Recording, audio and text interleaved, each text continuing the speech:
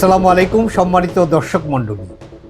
নতুন গঠিত সরকারের বিদ্যুৎ মন্ত্রী তিনি গত বৃহস্পতিবার ২৬ ফেব্রুয়ারি একটি অনুষ্ঠানে বিদ্যুৎ খাত নিয়ে কয়েকটি কথা বলেছেন এবং সে কথাগুলো বেশ কয়েকটি গুরুত্বপূর্ণ কথাই আছে। তার মধ্যে একটি কথা নিয়ে খুব সমালোচনা হচ্ছে। পত্রিকাগুলো সেই কথাকে শিরোনাম করে রিপোর্ট করেছেন, যেই কথাটি অন্তত জনগণ পছন্দ করেনি, পছন্দ করার কোনো কারণ নেই। শিরোনামটি এমন: ঋণের দায় নেওয়ার চেয়ে লোডশেডিংয়ের কষ্টে থাকা ভালো। গত ২৬ ফেব্রুয়ারি অর্থাৎ বৃহস্পতিবার সচিবালয়ে জ্বালানি খাতের সাংবাদিকদের সংগঠন forum for energy reporters of Bangladesh FERB এর নবনির্বাচিত কমিটির দায়িত্ব হস্তান্তর অনুষ্ঠানে তিনি প্রধান অতিথি হিসাবে বক্তৃতা করেন। সেখানে তিনি বিদ্যুৎ খাত নিয়ে কয়েকটি বিষয়ে কথা বলেন। তার মধ্যে তিনি যা বলেন আমি একটু উল্লেখ করি। বিদ্যুৎ ও জ্বালানি খাতের বর্তমান সংকট উত্তরণে ঋণের বোঝা বাড়ানোর চেয়ে লোডশেডিং সহ্য করা শ্রেয়। এই কথাটি হয়তো একাডেমিক্যালি এর একটা গুরুত্ব আছে, কিন্তু একজন সরকারের মন্ত্রী তিনি কথা বলবেন, তিনি নিশ্চয়ই কথা বলার ওই কথার পাঁচ আশপাশ এর কি প্রতিক্রিয়া হতে পারে সেটি ভেবেই কথা বলাটা তার জন্য সঙ্গত। ঋণের বোঝা বাড়বে, বিদ্যুৎ খাত যে অবস্থায় আছে এই অবস্থায় বিদ্যুৎ সরবরাহ নিরবিচ্ছিন্ন করতে গেলে ঋণের বোঝা আরও বাড়বে, এটি তার সঙ্গত বক্তব্য। কারণ বিগত ফ্যাসিবাদী সরকারের সময় বিদ্যুৎ খাতে এমন কিছু জটিলতা, এমন কিছু আবর্জনার স্তূপ রেখে যাওয়া হয়েছে যেটি থেকে বের হতে বেশ কিছুটা সময় লাগতে পারে, এটি সঙ্গত। এবং সেই পর্যন্ত এই বিদ্যুৎ খাতে ভর্তুকি দেওয়া লাগবে যদি জনগণকে সহনীয় মূল্যে বিদ্যুৎ দিতে হয়। ফলে ঋণের বোঝা বাড়বে, একাডেমিক্যালি কথাটি ঠিক আছে। কিন্তু প্রশ্নটি হলো, লোডশেডিং শ্রেয়, লোডশেডিং ভালো। এই লোডশেডিং বা এই যে লোড ম্যানেজমেন্ট, এর ধাক্কাটা সাধারণ নাগরিকদের পরে যাবে, এটি তো তার কথার মধ্যে দিয়ে প্রকাশ হবে। এখন জনগণের পক্ষ থেকে এই কথার বিপরীতে প্রশ্ন আসতে পারে যে লোডশেডিং করে ঋণের বোঝা কমানো রাষ্ট্রের স্বার্থে যদি খুব গুরুত্বপূর্ণ হয় তাহলে সেটা আগে মন্ত্রী বা উচ্চপদস্থ নেতা বা কর্তা ব্যক্তি, আমলা, সিভিল আমলা, অন্যান্য যারা আছেন বা এই দেশের উচ্চ পদে আসীন ব্যক্তিবর্গ যারা অত্যন্ত সুবিধার সাথে জীবনযাপন করেন, যাদের জীবন বাংলাদেশের রাষ্ট্রের মাপ অনুযায়ী যদি আমরা হিসাব করি তাহলে এটিকে বিলাসী জীবনই বলা যেতে পারে। মন্ত্রী কি রাজি হবেন? মন্ত্রী পাড়ার বিদ্যুৎ নিরবিচ্ছিন্ন যেটা থাকে আমরা জানি, সেখানে তো 1 সেকেন্ডের জন্য সাধারণত বিদ্যুৎ যায় না। তো মন্ত্রী বা মন্ত্রী মহোদয়রা কি রাজি হবেন যে ওই পাড়াতেও লোডশেডিং হোক, মন্ত্রী পাড়ায় লোডশেডিং হোক? এবং যারা লোড ম্যানেজমেন্টের দায়িত্বে আছেন বিদ্যুৎ বিভাগের এই কর্মকর্তারা কি সেটি করতে সক্ষম হবেন? তাদের চাকুরি মায়া, এমনকি জীবনের মায়াও তো তাদের আছে। ফলে এই যে উচ্চ পদে আসীন যাদের জীবন বিলাসী, আমরা এক্ষেত্রে একটু পিছনের কথা বলি। ফ্যাসিবাদী শাসন আমলে 5 আগস্ট 2024 তাদের পতনের পরে নানা স্থানে জনগণের যে জনরোষ, এই মন্ত্রী বা আওয়ামী লীগের শীর্ষ নেতৃবৃন্দ অথবা সুবিধাভোগী তাদের বাড়িঘরে যে আক্রমণটি হয়েছিল সেখানে তো আমরা দেখেছি যে কি পরিমাণ বিলাসী জীবনযাপন এই সমস্ত মন্ত্রী, এমপি বা সরকার দলের নেতৃবৃন্দ কিংবা তাদের সমর্থনপুষ্ট ব্যবসায়ী অথবা তাদের সাথে সংশ্লিষ্ট সেই সমস্ত আমলারা কী পরিমাণ লাক্সারি জীবনযাপন করে আমরা তো দেখেছি। আমি যে শহরে বাস করি সেই শহর খুলনাতে প্রধানমন্ত্রী তৎকালীন তার চাচাতো ভাইরা বাস করতেন শেরে বাংলা রোডের একটি বাড়িতে, যেটিকে রাজবাড়ি বলা হতো এবং সেটি খুলনার বিকল্প গণভবন এমনও বলা হতো। সেই বাড়িতে যখন জনরোষের আগুনে সেই বাড়িটি পুড়েছে, সাংবাদিকরা যে সেখানে দেখলেন সেই এক বাড়িতে 30টির অধিক এসি আছে, এমনকি তাদের বাথরুমে পর্যন্ত এসি পাওয়া গেছে। তাছাড়া বিদ্যুৎ নির্ভর বিলাসী জীবন, এটির একটা চিত্র শুধু খুলনার শেখ বাড়ি খ্যাত সেই সে প্রধানমন্ত্রীর, তৎকালীন প্রধানমন্ত্রীর চাচাতো ভাইদের বাড়ি না, সারা বাংলাদেশের নানা জায়গায় এই যে প্রিভিলেজ পিপুল, সমাজের উচ্চ স্তরের মানুষেরা, তারা এই যে বাংলাদেশের মানুষের রক্ত শোষণ করা যে অর্থ, সেই অর্থকে ব্যবহার করে নিজেদের জীবনকে কত স্বাচ্ছন্দ্যময় করেন, তার তো আমরা ইতিহাস জানি। তো মানুষের কি ভাবার এমন কোনো কারণ আছে যে নতুন সরকারটি আওয়ামী লীগের সরকার না, কিন্তু তারপরও এই নতুন সরকারের মন্ত্রী মহোদয়রা নিজেরা খুব সাশ্রয়ী জীবনযাপন করেন, তাদের বিনোদন, তাদের বিলাসিতার মাত্রা আগের নেতা মন্ত্রী এদের থেকে কম? এমনটি যদি ভাবার মতো কোনো ঘটনা, কোনো রিফ্লেকশন বর্তমান সরকারের মন্ত্রী কিংবা সরকার দলের নেতারা কিংবা সংশ্লিষ্ট আমলারা কিংবা উচ্চ পদে যারা আসীন আছেন, তারা যদি এভাবে জনগণকে দেখাতে সক্ষম হন যে তারা দেশের স্বার্থে ঋণের বোঝা কমানোর জন্য তারা বিদ্যুৎ সাশ্রয় করে ব্যবহার করছেন কিংবা তারাও লোডশেডিং মেনে নিচ্ছেন, তাহলেই কেবলমাত্র সাধারণ নাগরিক, সাধারণ জনগণকে এই কথা বলে আশ্বস্ত করা যাবে যে আমাদেরকে একটা টাইম ফ্রেম দিয়ে যে আমাদেরকে এতটা সময় দেন, আমরা ঋণের বোঝাও কমাতে চাই, কম মূল্যেও বিদ্যুৎ দিতে চাই, মাঝে মধ্যে লোডশেডিংয়ের কষ্ট আপনাদেরকে সহ্য করতে হবে। তাহলে হয়তো জনগণ এই কথাটি, রাজনীতিবিদদের এই কথাটির প্রতি আস্থা পাবেন। কিন্তু নিজেরা বিলাসী জীবনযাপন করবেন, প্রয়োজন এবং অপ্রয়োজনে বিদ্যুৎকে ব্যবহার করে আপনাদের জীবন স্বাচ্ছন্দ্যময় করতে কোনো কার্পণ্য করবেন না, আর জনগণকে বলবেন ঋণের বোঝা কমানোর জন্য লোডশেডিং শ্রেয়, এটি কিন্তু অতি কথন এবং এই কথাটাই বাহুল্য, এবং এই কথায় জনগণকে আশ্বস্ত করা যাবে না।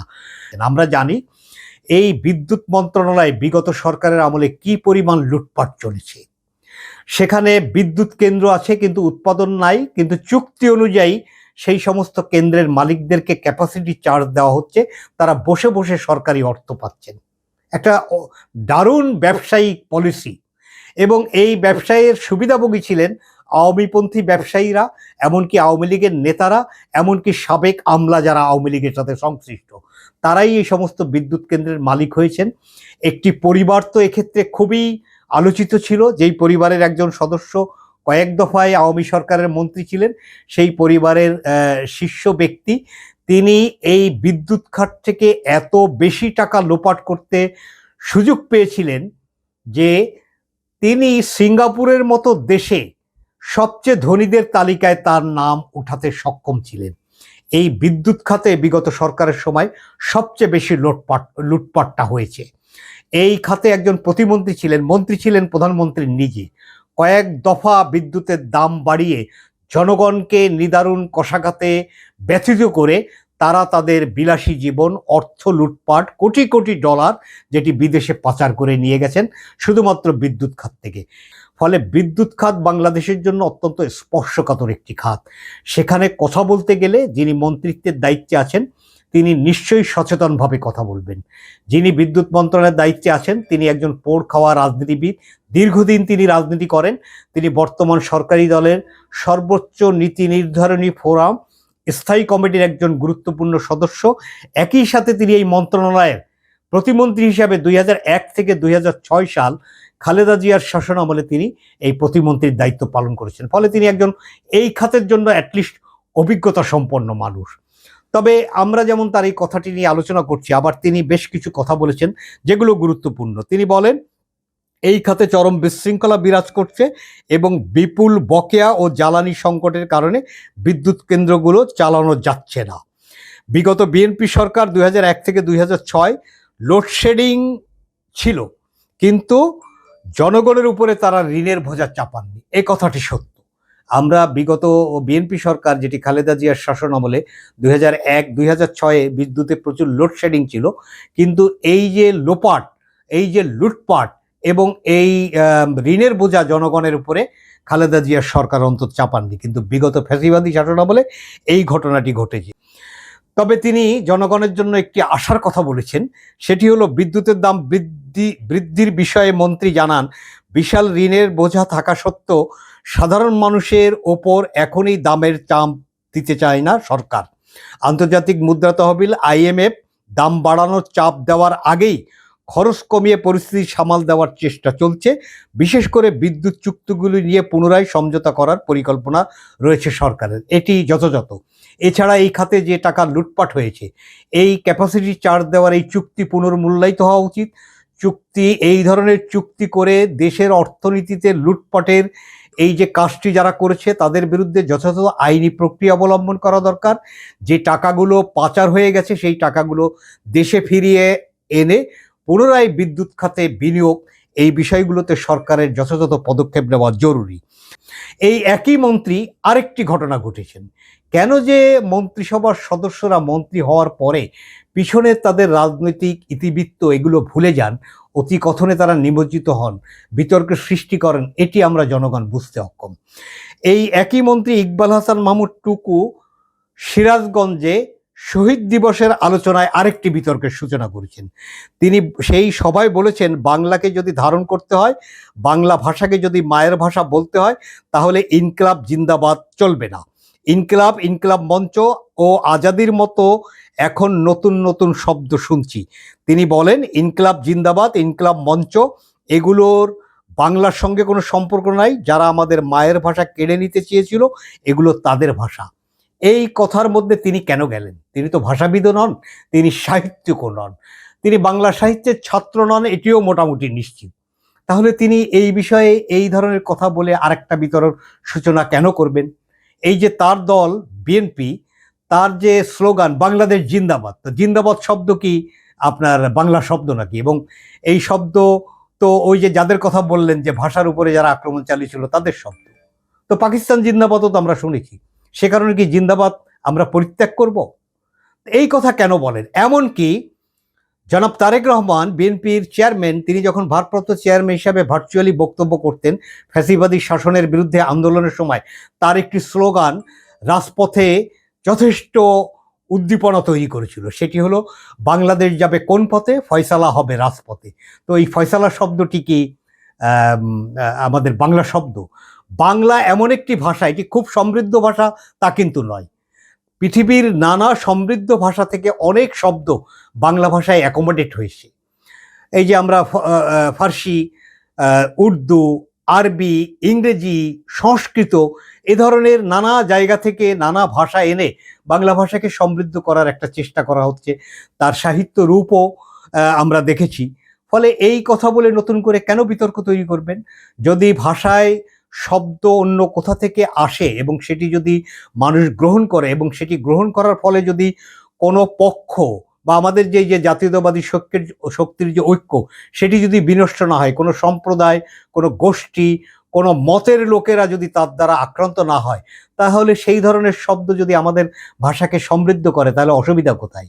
এক্ষেত্রে ঢাকা বিশ্ববিদ্যালয়ের বাংলা বিভাগের অধ্যাপক তারিক মঞ্জুর, তিনি যথার্থই বলেছেন, ইনকিলাব, ইনসাফ, আজাদি, মজলুম, বয়ান, বন্দোবস্তের মতো শব্দ, এই শব্দগুলি কোনোভাবেই বিকৃতি নয়, এগুলো বাংলা ভাষার জন্য হুমকিও নয়। এগুলোর ব্যবহার ও গ্রহণযোগ্যতা যদি নির্দিষ্ট রাজনৈতিক দল বা গোষ্ঠীকেন্দ্রিক হয়ে পড়ে, তাহলে সেটাও ভালো হবে না। ভাষা ও শব্দ যাতে রাজনৈতিক ও ধর্মীয় বিভাজন তৈরি না করে, এটাই যথার্থ। ফলে এই উদারতা আমাদের থাকতে হবে যে নানা ভাষা থেকে, নানা জায়গা থেকে নানা শব্দ আমাদের মধ্যে আসবে, আমাদের ভাষাকে সমৃদ্ধ করবে। আমাদের এই যে প্র্যাকটিসিং ল্যাঙ্গুয়েজ, চিরাচরিত ভাষা, এই ব্যবহারের অনেক সমৃদ্ধির সোপান তৈরি করেছে অনেক বিদেশি শব্দ বা ভাষা।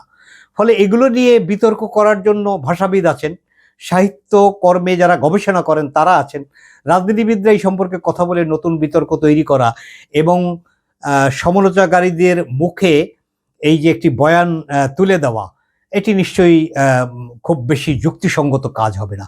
ফলে আমরা সকল মন্ত্রীদেরকে, বিশেষ করে রাজনীতিবিদ যারা এখন সরকার বা রাষ্ট্র পরিচালনার দায়িত্বে আছেন, তাদের কথাবার্তার ক্ষেত্রে অনেকটাই নিয়ন্ত্রণ আরোপ নিজেদের উপরে করতে হবে।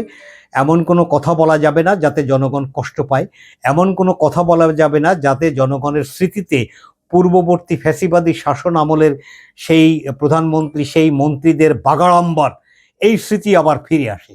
এ বিষয়ে মন্ত্রীরা সতর্ক থাকবেন, তারা কথা কম বলবেন, তারা কাজ বেশি করবেন, জনগণকে তারা শান্তি এবং স্বস্তি দিতে প্রধানমন্ত্রী তারেক রহমানের পদাঙ্ক অনুসরণ করে তারা কাজের সময় বাড়াবেন, শ্রমঘণ্টা বাড়াবেন, তারা নিবিষ্ট চিত্তে কাজ করবেন, কথা কম বলবেন, টিভি ক্যামেরার মাইক্রোফোন দেখলেই মাথা যেন গরম না হয়, এ বিষয়ে তারা সতর্ক থাকবেন। এই আশাবাদ ব্যক্ত করে শেষ করছি। ধন্যবাদ।